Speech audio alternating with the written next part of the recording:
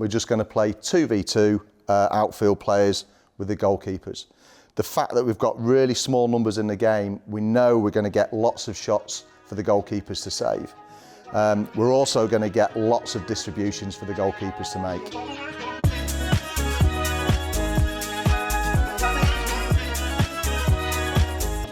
Ian Bateman, youth coach developer. We are looking today at a 3v3 game, which could move to a 4v4 game, but really focusing on the work of the goalkeepers and the opportunities that the game will present for the goalkeepers that are playing in it. You could play this inside or outside on a hard surface, 3G, or on grass, and you really could use it with any age group of players. So it's a really flexible game that's useful for players of all abilities.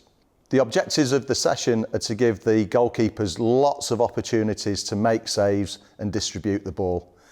Depending on how big we make the pitch or how wide we make the pitch will depend on the types of saves that they have to make and also where they might want to distribute it. It'll also allow the goalkeepers to stay connected with the outside players and work on their possession sometimes when they're under pressure, which is a key part of the modern game for any young goalkeepers that are making our way through the system. The setup of the game is really, really simple. We're just going to play 3v3, so 2 outfield players per team and goalkeepers in each goal. We know sometimes that we might not always have 2 goalkeepers, so we'll offer some suggestions of how this might look if we've only got 1 goalkeeper available to us. We'll also look at situations where you've only got 1 set of fixed goalposts available to you. So we might just be able to play in one direction and look at variations on that. The size and shape of the area that we use is critical. Depending on the size of the area, we'll get very different returns for the goalkeeper. So a short pitch, we know we're going to get lots of shots from the players. If it's a longer pitch, then we're likely to get more 1v1s. Also, what's also key is thinking about the size and shape of the goals that we use. So if we use futsal goals and younger players, they're going to get lots of shots probably high up in the goal. If we use old school 5-a-side goals, all the shots are going to be low. If we have some quite big goals for the players, that will probably encourage the outfield players to shoot more. So we'll probably get more diving shots for the goalkeepers to save. It's also worth considering about the outcomes in possession for the goalkeepers and the shape of the pitch, how that will change things. So again, if the pitch is quite long, they might have more time on the ball to make some decisions. And if the pitch is narrow, they might have to look for more forward passes. So the shape and size of the area is really critical, and using and manipulating those circumstances will change the practice for the players. We've also got situations where we might actually get 1 goalkeeper defending 2 goals. And again, this will have an impact for the outfield players, but really could set a different challenge for the goalkeeper around how they move and thinking a little bit differently about where they might support players and where they might anticipate shots coming from. So here's the session that we're going to deliver.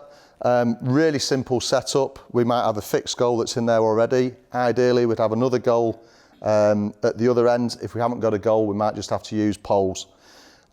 Basically, in its simplest form, we're just going to play 2v2 outfield players with the goalkeepers. The fact that we've got really small numbers in the game, we know we're going to get lots of shots for the goalkeepers to save. We're also going to get lots of distributions for the goalkeepers to make. It's super simple. The players will love it because there's loads of shooting, there's loads of blocking, there's loads of 1v1 duels all over the pitch. It's pretty tight. We might get some combinations, but I think depending on the age, most players, once they're getting in the box, the sole focus is on shooting, shooting and finishing. So we know that the goalkeepers are going to have plenty to do. So one way we can change the practice is to turn it into a counter-attacking practice, which will create underloads and overloads for the goalkeeper to face. All we need to do is every time that someone has a shot on target is for them to follow through and touch the post. So here, the yellow 3 is going to have the shot. He follows through, touches the post. And if the goalkeeper makes a clean save, suddenly we've got an overload situation of 3v2. This causes lots of problems for the goalkeeper. So does he have to react to the first shot? If there is pressure on the first ball, how does he move as he goes across the goal to make the save off the second player? Again, lots of fun for the players, loads of shots for the goalkeepers, and they've got to think really quickly in their distribution to make some good decisions when they win back possession. If we want to make goalkeepers have more opportunities to save shots from distance, then we can cause an overload in one half of the pitch and limit the amount of defenders that can travel into one area.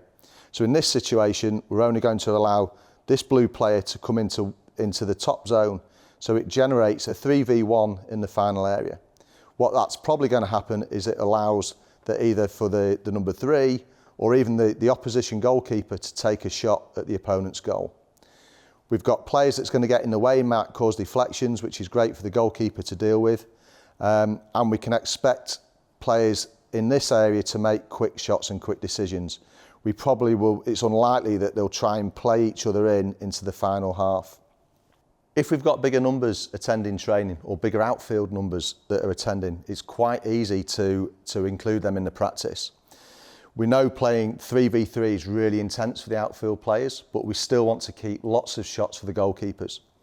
If we said that every time that the ball goes out of play or every time or it goes in the goal, then if these players immediately come out of the game and the next ones come in and get ready for both teams, then we're going to get a really quick turnover of the players.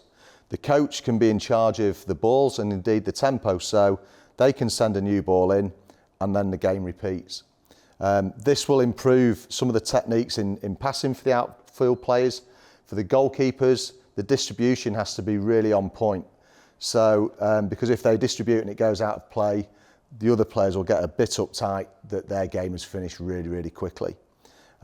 So it keeps the tempo really high, it keeps the players really fresh, and with the game being so compact, we know the goalkeepers are going to get lots of opportunities to make saves and also loads of opportunities to distribute the ball and in some cases could even shoot themselves. If we change the dimensions of the pitch, we get some very different returns for the goalkeeper. In this instance, we've doubled the length of the pitch, and that will mean that we get lots more 1v1s, which is a different challenge than what they had before. If the players can combine and get out, they'll be and get through. The challenge for the keeper now is he's got decisions about when does he come and close down the space, does he stay big, does he start a lot higher, very different to what was happening in the first game. Also, it sets a different challenge in possession, so can he spot movement from the players to play through, which again would be realistic to the game that they're going to face at the weekend. In situations where we've only got one goalkeeper at training, then we might need to be a little bit creative in how we can operate with the players. One way we might do this is by the blue team, that if they win the ball back, that they just attack into the end zone. If they make it into the end zone, then they could become the attacking team and then play the opposite way. Again, really intense for the players. It might cut down some of the shooting opportunities. On the flip side, what might happen is if the blue team are trying to build and can't come through, if they get good support from the goalkeeper in possession, they can help with building up the play and ultimately getting into that end zone to change the direction of the game.